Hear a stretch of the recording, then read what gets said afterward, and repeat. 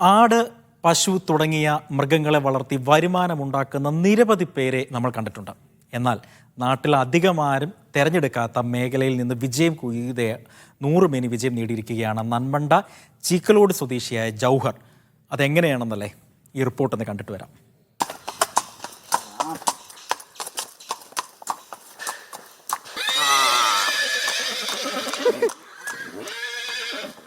കുട്ടിക്കാലം മുതലേ കുതിരകളോടുള്ള ഇഷ്ടമാണ് ജൗഹറിനെ വ്യത്യസ്ത മേഖലയിൽ എത്തിച്ചത്.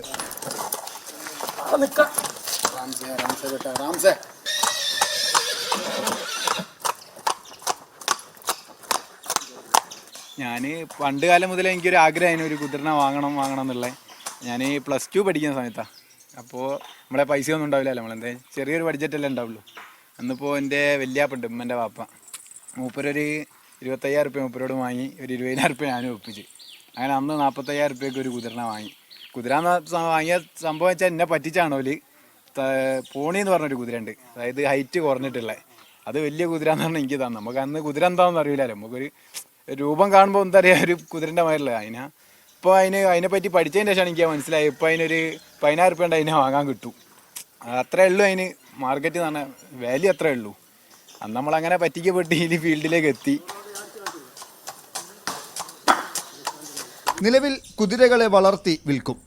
അസുഖമുള്ള മറ്റുള്ളവരുടെ കുതിരകളെ പരിപാലിക്കും, പരിശീലനം നൽകും.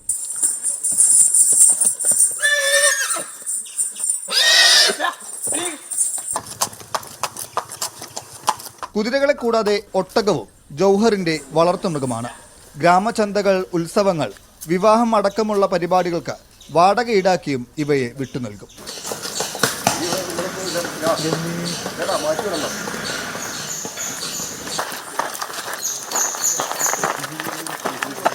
ഇപ്പോൾ മെയിനായിട്ട് സെയിലിംഗ് ഉണ്ട്. സെയിലിങ്ങിൻ്റെ ഒപ്പം തന്നെ ഈ ട്രീറ്റ്മെൻറ്റ് ഉണ്ട്. അതായത് എന്തെങ്കിലും പ്രശ്നങ്ങൾ പറ്റിയ കുതിര, അതായത് പിന്നെ ചവിട്ട്, കടി, അലമ്പ്, അതുമാതിരി എന്തെങ്കിലും മുറി പറ്റിയ കുതിരകൾ, അങ്ങനത്തെ കുതിരകളൊക്കെ ഉണ്ടെങ്കിൽ റെൻറ്റിന് കൊടുക്കും, സെയിൽ ചെയ്യും. പിന്നെ അങ്ങക്ക് ഇപ്പോൾ ഒരു കുതിര വേണമെന്നുണ്ട്, നിങ്ങൾ എന്നെ കുതിരനെ കണ്ടെത്തുകയും ചെയ്തിട്ടുണ്ട്. അപ്പോൾ നമ്മൾ പോയി ചെക്ക് ചെയ്ത് കൊടുക്കും കുതിരനെ. ജില്ലാ ഭരണകൂടം തയ്യാറാക്കിയ ഹ്രസ്വചിത്രത്തിലും ജൗഹറും വളർത്തുമൃഗങ്ങളും അഭിനേതാക്കളായിട്ടുണ്ട്. മീഡിയ 1 കോഴിക്കോട്.